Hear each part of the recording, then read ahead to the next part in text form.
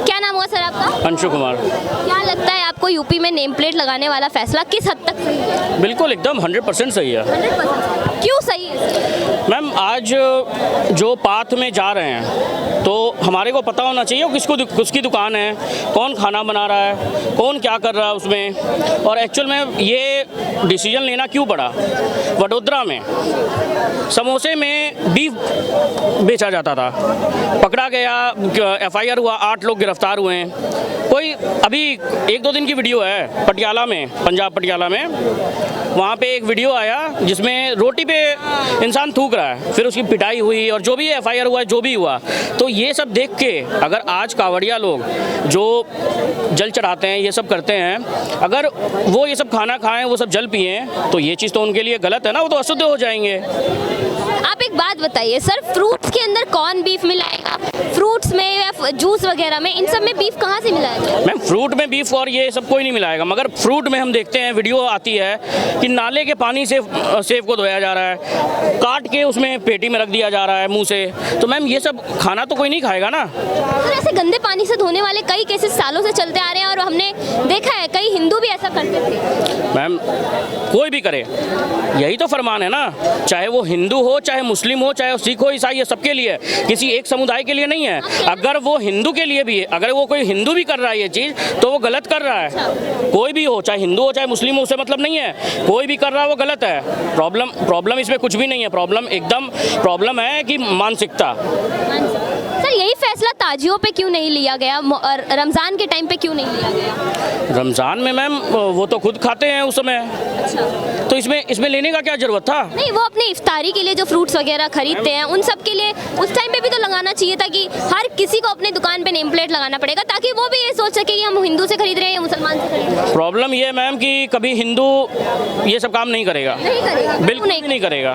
बहुत ऐसे केसेस होते थे पहले। कितने हिंदू टेररिस्ट पकड़े जाते हैं।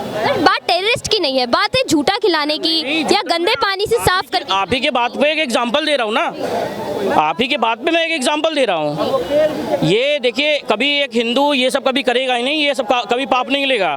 मगर जो सुन्नी में जो होता है ये सब कि उसको उस पर थूक करके खाना खिलाना या किसी को कुछ मैंने देना, उसमें उन लोग मतलब उन लोग के लिए पाक है ये चीज़। वो समझते हैं कि सभी के लिए पाक हो, मगर ऐसा नहीं है ना, सारे के धर्म में ऐसा नहीं लिखा हुआ है ना। हमारे में ये चीज़ गलत है। अगर किसी को भी मैं ही अगर अपना जूठा किसी को दूंगा तो भाई मेरे को ही पाप लगेगी, और ऐसा कोई करेगा भी नहीं। हम देखते हैं इवन सिर्फ खाने में नहीं। अपने धर्म की बात कर रहे हैं, हमारे ही धर्म में शबरी ने राम जी को झूठे बेर खिलाए थे। कहाँ वो भगवान और कहाँ हम, क्या मैडम कंपैरिजन क्या बोल रहे हैं अंकल आप? बोला कहाँ का शबरी का आप कहाँ लेकर आ गए? सर ये एग्जाम्पल सोनू सूद ने दिया है, सोनू सूद ने ये एग्जाम्पल दिया है कि जब शबरी के झूठे बेर जो है राम जी खा सकते हैं, तो इंसानियत के नाते हम क्यों नहीं खा सकते? मैम सोनू सूद क्या गांजा फूक के वो कुछ ट्वीट करते हैं ना, वो मुझे नहीं पता किसके साथ मिलकर वो क्या गांजा पी, वही खुद जो सोनू सूद अभी मेरे ख्याल से कुछ आम रस या आम पन्ना कुछ पिला रहे थे सबको, तो वो क्या अगर उसी में कोई अगर थूक देगा या कुछ करेगा तो वो पियेंगे? वो ह्यूमैनिटी फैला भाई, ह्यूमैनिटी सब जगह है। मगर आप कुछ मुद्दा है, अगर कुछ सरकार ने कुछ अगर फैसला लिया तो कुछ सोच समझ के लिया होगा। ऐसा नहीं है कि कुछ ब्यूरोक्रेट्स नहीं वहाँ बैठे होंगे। आप बात कर रहे हैं सरकार की, सर चिराग पासवान भी ये कह रहे हैं कि इस तरीके से भेदभाव करना गलत है, तो एनडीए में है। मैंने उसका अभी तक चिराग पासवान का भी ये बयान है। मैम हाँ है, बिल्कुल है, चिराग पासवान का भी ये बयान है। फिर अगर आप देखेंगे पुष्कर सिंह धामी जो उत्तराखंड के CM हैं, उन्होंने भी ये हरिद्वार में लागू कर दिया। मैम देखिए, मानसिकता सबकी सेम नहीं है। पर चिराग पासवान एनडीए में होकर अब कह रहे हैं कि इस तरीके से भेदभाव सही नहीं। यही तो बीजेपी का बने एनडीए गवर्नमेंट में बने अच्छा है मैम, कि आप ये आपस में इन लोग मतलब लड़ते हैं, झगड़ते हैं, मगर कुछ एक्चुअल में क्या है ना, इंडिया अलायंस की तरह नहीं करते हैं। इस तरीके से तो ज़्यादा साल नहीं चल पाएगी, बीजेपी टूट जाएगी। मैम चिराग पासवान ने थोड़ी कह दिया कि मैं समर्थन अपना वापस ले लूंगा। चिराग पासवान तो खुद ही हनुमान है। आज तो ये तो पहला केस है, आगे ऐसे कई केस आएंगे वहाँ जहाँ भेदभाव होगा, मत नहीं मिलेंगे आपस में, एनडीए में नेताओं के, तो इस तरीके से तो सरकार टूट ही जाएगी ना। नहीं मैम, ऐसा नहीं है, सरकार नहीं टूटने वाली है। नहीं टूटने वाली। सरकार टूटने वाली ही नहीं है, क्योंकि देखिए 240 सीटें हैं ये बीजेपी की, फिर उसके बाद में विपक्ष की 230 है कुछ। हाँ। अगर सरकार को, अगर नीतीश कुमार, पी चिदम्बरम, अगर ये सॉरी पी चिदम्बरम बोल रहा हूं, अरे क्या नाम है उनका, नायडू, अगर नायडू टीडीपी के अगर वो वापस भी ले लेते हैं तो मैम 230 प्लस जो भी है 30, तो भी उन लोग सरकार नहीं बना पाएंगे। मैडम अभी आप नेम प्लेट की बात कर रहे थे, ये लाल किले को भी नेम प्लेट दिया है, क्यों दिया है?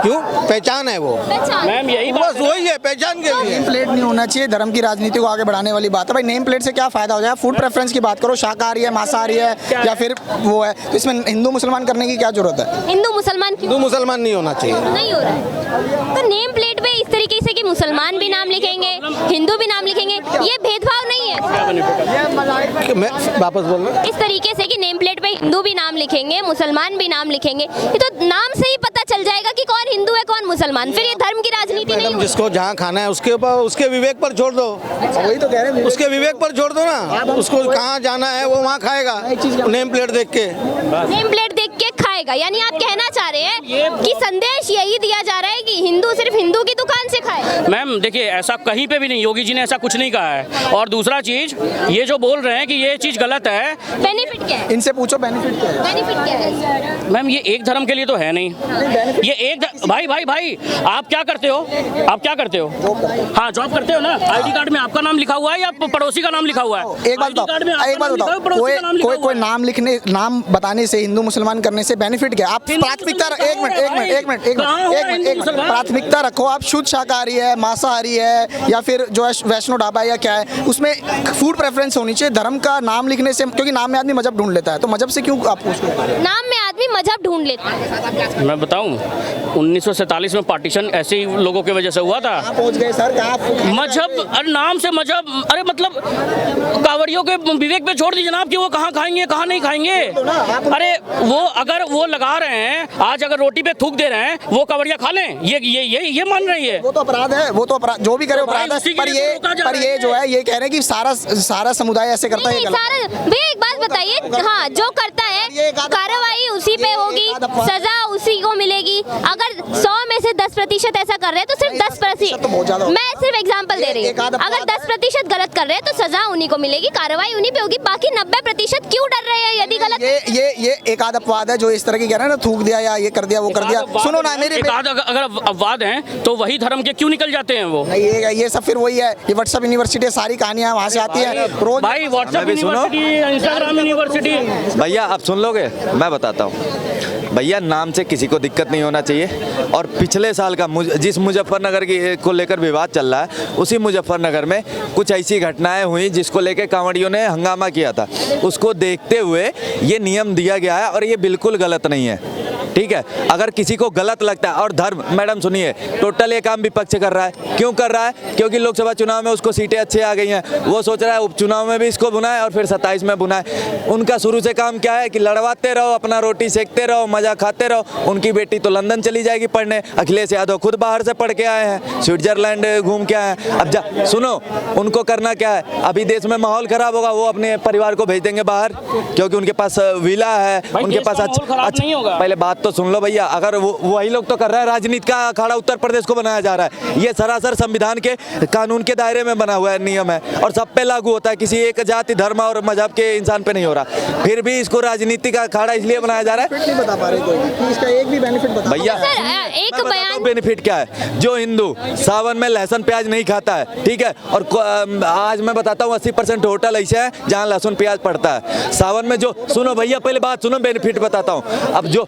सुनो मैडम, KFC जाते हो, मैकडोनल्ड जाते हो, पिज़्ज़ा हट जाते हो, क्या वहाँ पे वेटर आपको खाना देता है, बावर्ची बनाता है, सबसे ज़्यादा मजहब पूछते हो आप? तो आप उससे मजहब पूछो। अगर आपको प्रेफरेंस, फूड प्रेफरेंस रखो ना, ये शुद्ध शाकाहारी है, वैष्णो ढाबा है, उससे पता चल जाए। आप में विवेक होगा, आप में एक मिनट, KFC नहीं, आप में, अरे KFC मैं तर्क दे रहा था, मैं कह रहा हूँ अगर आप में विवेक होगा तो आप उससे पूछ लोगे कि भाई इसमें प्याज या लहसुन तो नहीं है, ये फल में, और फल क्या गोश्त बन जाएगा? आप किसी मुसलमान से अगर संतरा सेब खरीदोगे तो गोश्त बन जाएगा क्या? एक बात बताओ, 3 ऐसी कंपनियां, अल शरीफ, अल करीम, दोनों बीफ कंपनी और दोनों के मालिक पता कौन है? दोनों के मालिक हिंदू हैं, एक का मालिक सबरवाला है, एक का कपूर है। उस पर कुछ नहीं बोलोगे आप? नाम बोलेंगे, लेकिन एक बार इसके लिए कहीं जाके बोल नहीं सकते हैं। ऐसी जगह जहाँ बड़े लोगों के पास बात चले, यहाँ आएंगे जब डिबेट चलेगी तो इन लोग को मुद्दा मिल गया है कि यूपी में ये चल रहा है बीफ बीफ बीफ। अगर इतना आपको दिक्कत है, चाहे जिसको दिक्कत है, भैया चलो यूपी का दरवाजा खुला हुआ है। अगर आप लीगल मांग कर रहे हैं तो आपको कोई परेशान नहीं करेगा। आप जाके वहाँ पे प्रदर्शन करो कि हाँ भैया इन बीफ कारखानों को बंद करो। यहाँ खड़े होके बोलने से होगा। बड़ा है 5-5 गुना जो है इन कंपनियों के तो एक्सपोर्ट मोदी सरकार के आने के बाद बीफ कंपनियों के एक्सपोर्ट बढ़े हैं, उनका तो बिजनेस बढ़ा है। मैम बीफ एक्चुअल में इनसे कंफर्म करिए वो गाय का मांस है या फिर वो भी है वो भाई नाम नहीं, जो भी नहीं है। जो भी नहीं सुनो कंफर्म मैं बता रहा हूँ ना, मेरी बात सुनो। मैं अभी आप फूड प्रेफरेंस की बात कर रहे थे ना भैया, मैं शांति से अभी आप फूड प्रेफरेंस की बात कर रहे थे, फूड प्रेफरेंस दीजिए। वही जवाब दे रहा हूँ। मैं क्या कह रहा था कि मैं नाम के ऊपर स्ट्रेस दे रहा था। बीफ का मतलब ये नहीं कि मांस भी हो सकता है, पर अल करीम, अल शरीफ 2-3 ऐसी कंपनियां हैं जो मुस्लिम नामों से हैं, पर उनके मालिक हिंदू है। मैं मालिक की बात कर रहा था, मालिक सबरवाला और कपूर है। उस पर क्या कहोगे आप बीफ की बात कर रहे हैं? नहीं बीफ की नहीं कर रहा मैं। बोला आपने बीफ कंपनियां हैं, चाहे पर नाम तो कंफर्म कर दीजिए ना। नहीं एक मिनट, एक मेरी बात सुनो ना।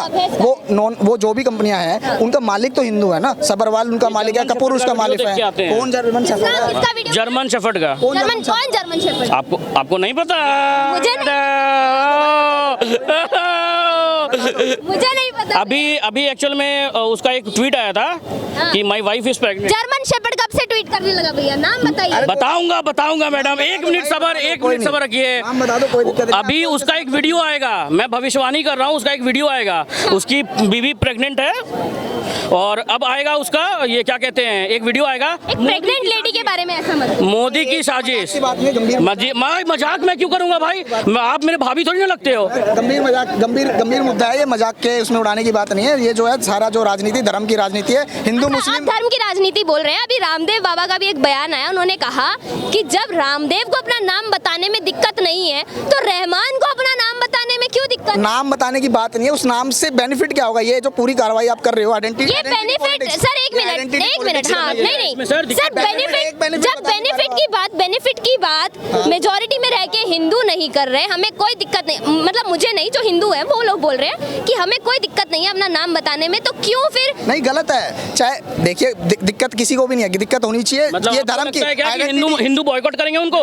नहीं आपको क्या ये आइडेंटिटी प्रॉब्लम क्या है? ये आइडेंटिटी पॉलिटिक्स से दिक्कत है हमें। ये जो नाम की पॉलिटिक्स है ना, धर्म की पॉलिटिक्स, क्योंकि नाम में आदमी, मजहब में आदमी नाम ढूंढ लेता है भाई। योगी नाम में आप ये कहना चाह रहे हैं कि मुस्लिम्स को इकोनॉमिकली बॉयकॉट करने की प्लानिंग चल रही है? ये इकोनॉमिकली बॉयकॉट का जो है स्टेप की तरफ बढ़ता हुआ एक पहला कदम है, ये कह सकते हो। ये कह रहे हैं ना आप एक बात बताइए, जिस देश में 25 से 30% मुस्लिम है, कहाँ से मुसलमान? अरे सर सुनिए ना, अगर अभी सेंसस हो जाए ना, अगर 2011 के बाद अगर अभी सेंसस हो जाए ना, 30% 14%। बिल्कुल भाई, डबल हो गया। 15 बच्चे होते हैं। अरे भाई ये फिर इसीलिए यूसीसी इन्हीं की अप्रॉक्स मान लीजिए सर। नहीं मोदी सरकार का डाटा है, फर्टिलिटी रेट मुसलमानों का कम हुआ है। अब आप अपनी सरकार के डाटा को झूठ बोलोगे क्या? मैं दिखा दूं आपकी सरकार का डाटा, मोदी सरकार का डाटा कि मुसलमानों का फर्टिलिटी रेट कम हुआ है, मुसलमानों की आबादी कम हुई है। दिखा देता हूं फर्टिलिटी रेट। मुसलमानों की आबादी कम हो रही है, बताइए आपका फर्टिलिटी। ये मुझे तो नहीं पता।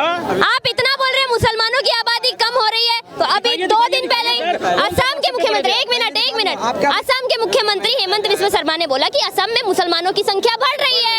अभी कुछ दिनों में इस्लामिक राज्य जो आपकी सरकार का डाटा है आप चेक कर लेना। जो फर्टिलिटी सरकार आप कह रहे हैं, सरकार कह रही है फर्टिलिटी रेट गिर रहा है, हेमंत बिस्वा शर्मा कह रहे हैं मेरे राज्य में। वो तो हेमंत बिस्वा शर्मा तो बिगर सर पैर की कोई भी बातें करते हैं, उनकी बात पे कोई मुख्यमंत्री, वो मुख्यमंत्री हैं, पर वो जिस हिसाब से मुख्यमंत्री अपने प्रदेश को चला रहे हैं उससे उनका पता चलता है कि कितना उन्हें कितनी वो हेमंत बिस्वा शर्मा। तो क्या हो गया सुनने से? क्या हो गया सुनने से? मतलब वहाँ पे डेवलपमेंट दिख रहा है भाई, क्या नहीं? संविधान खत्म है, वहाँ संविधान खत्म है, इसीलिए वो दूसरी बार चुन के आया। वहाँ पर क्या चल रहा है? वहाँ पे संविधान थोड़ी है, वो अपने मन से चुन के आ गया वहाँ की। अमित शाह चिल्ला कर स्टेज से कहते थे इसको मैं जेल भेजूंगा, हेमंत बिस्वा शर्मा को 2014 से पहले जब वो कांग्रेस में थे। अब वो क्या भाजपा के गंगोत्री की? हेमंत केजरीवाल भी चिल्ला के बोलते थे कभी कांग्रेस से समर्थन नहीं। बात मत पलटो। हेमंत बिस्वा शर्मा पे अमित शाह चिल्ला कर कहता था कि भाई ये इस पे भ्रष्टाचार के आरोप है, इसकी पत्नी पे आरोप है, पूरा परिवार दोषी है और जेल भेजूंगा। अब पार्टी में ले गया क्या? गंगोत्री है क्या बीजेपी की? जो जाता है साफ हो जाता है।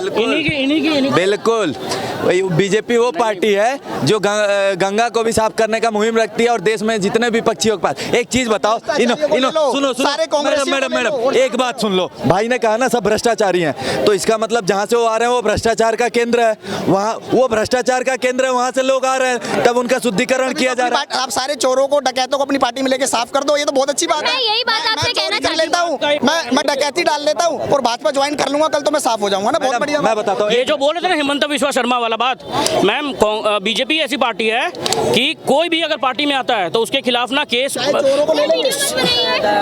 सीबीआई एक्चुअल में क्या होता है ना, सीबीआई का उनके सीएम बनने के बाद में सीबीआई ने 2 बार हिमंत बिश्वा शर्मा को बुलाया है। और ऐसा नहीं है कि केस कौन सा, वो जो केस चल रहा था उनकी पत्नी पर, उनके बेटे पर, उन पर सारा का सारा केस कहाँ है, कहाँ तक जांच पहुंची है? भाई ये ऐसे अगर आप बोलोगे तो सोनिया गांधी पहुंची है, वही तो पूछ रहा हूँ। बताओ ना, आप बताओ ना। सोनिया गांधी और राहुल गांधी पे भी केस है, अभी उनके पर कुछ कार्रवाई हो रही है। भाई आप अमित शाह जमानत पे घूम रहे हैं। अमित शाह भी तड़ी पार था। अमित शाह भी तड़ी पार था। तो सुनो, अमित शाह तड़ी पार था तो उतने दिन तक पार्टी उसको साइडलाइन की और साइडलाइन करी। भाई बीजेपी पार्टी आज तक नहीं छोड़ी अमित शाह ने, जब से आए हैं पार्टी। मैडम जब वो आरोप कैसे बोल सकते हो तड़ी पार है क्या? सुप्रीम कोर्ट ने बेल दिया 2010 में तड़ी पार ने बेल दिया। भाई तड़ी पार तो हुए थे ना 2010 में, मैं थोड़ी कह रहा हूँ, कोर्ट कह रहा है, कोर्ट से ऊपर हो गया। पहली चीज तो भैया देखिए, एक मिनट सुनिए मेरी बात, हाँ वही बोल रही हूँ, मैं वही बोल रही हूँ भाई 2010 में मैं वही बोल रही हूँ। सुनिए मेरी बात, पहले मेरी बात सुनिए। सरकार चाहे कांग्रेस की हो, चाहे बीजेपी की हो या आम आदमी पार्टी की हो, किसी को भी कोई अधिकार नहीं है ना प्रधानमंत्री के बारे में ना गृह मंत्री के बारे में इस तरीके के शब्द इस्तेमाल करना। आप आज करें चाहे पहले, आप इज्जत से बोल सकते हैं। गृह मंत्री का बिल्कुल इज्जत से बोल रहा हूँ, माननीय हमारे गृह मंत्री हैं, पर उन पे एक केस चला था जिसपे वो तड़ी पार हुए थे, ये तथ्य है। वो तो एक उनके जीवन काल का एक तथ्य है, ठीक है। उन पे केस चला था जिसपे वो सोहराबुद्दीन का उन्होंने जो है फेक एनकाउंटर केस जो चला था और जो जिसपे वो मुहिम चला रहे थे और जांच कर रहे थे, उस पे वो केस था, उन पे वो हुआ था उनके ऊपर। ये तो पुरानी बात है। पर अभी की जो आप नेम टेम्पलेट वाले मुद्दे पर आ जाओ, उसकी जो बात कर रहे हैं, ये सारा हिंदू मुसलमान करने के लिए है, धर्म की घृणा की। भाई आप ये बताइए, योगी आदित्यनाथ का सिंहासन डोल रहा है, वो दोबारा से अपने आप को हिंदू हृदय। मैं इसी सवाल पे आ रही थी। विपक्ष इल्जाम लगा रहा है कि योगी आदित्यनाथ को हटाने की तैयारी बीजेपी खुद कर रही है। योगी आदित्यनाथ का सिंहासन डोल रहा था, इसलिए उन्होंने अपनी छवि में हिंदू हृदय सम्राट बनने की, दोबारा कट्टरवादी हिंदू बनने की जो छवि थी, दोबारा स्थापित करने के लिए फैसला लिया है। मैडम एक चीज भाई तो वो हिंदू हैं और ऐसा हिंदू हृदय सम्राट वो हैं हमेशा से। एक चीज बताता हूँ, सुनो, एक मिनट मैडम, भाई मैं तुम्हें इंडियन सिटीजन भी नहीं मानता हूँ, तो फिर भाई तो बोल गए। अब सुनो, योगी जी पे बात चल रही है तो मैं क्लियर करता हूँ। पहली बात, गोरखनाथ मंदिर आज से नहीं है, ठीक है। जिसका इतिहास नहीं पता है भैया, यहाँ से गोरखधाम पकड़ो और सीधे जाओ और गोरखनाथ मंदिर का पहले इतिहास पढ़ो, ठीक है। पहले बात सुनो, वहाँ के वो महंत हैं, 5 बार सांसद रह चुके हैं, यूपी के दूसरे बार मुख्यमंत्री हैं, ठीक है। और कौन सी पार्टी उन पे ब्लेम कर रही है? कौन सी पार्टी? वो सपा पार्टी। सपा का जो इस समय अध्यक्ष है वो अपने बाप की नहीं सुनता, खड़े मंच पे चाचा को धक्के देता है, ठीक है। आज जिस करहल सीट की बात चल रही है, जिसपे से उनके भाई साहब चुनाव लड़ रहे हैं, वो वही चाचा हैं और उन्हीं भाई की बात चल रही थी जब टिकट देने से मना कर दिया कि हम उनको टिकट नहीं देंगे, ठीक है, उस पार्टी की। और कांग्रेस पे आते हैं, कांग्रेस कौन सी पार्टी है? उसके कार्यकाल में एक महिला, सुनो पहले बात सुन लेना, एक पहले बात सुनो,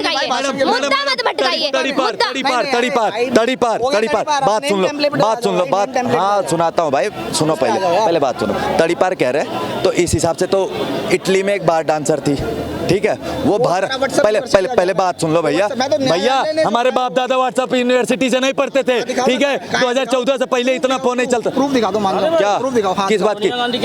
दिखाओ, प्रूफ दिखाओगे? सोनिया गांधी क्या थी? प्रूफ दिखाओगे? सोनिया गांधी क्या थी? सुनो मैडम, वही सोनिया। मैंने अभी यही बात बोली भैया। बेशक, एक मिनट सुनिए मेरी बात, आप सभी मेरी बात सुनिए। बेशक वो गृह मंत्री के लिए, सुनिए तड़ीपार में बोल रही हूँ, बेशक वो गृह मंत्री के लिए गलत शब्दों का इस्तेमाल कर रहे हैं, तो सोनिया गांधी के लिए कम से कम आप तो गलत शब्दों का इस्तेमाल।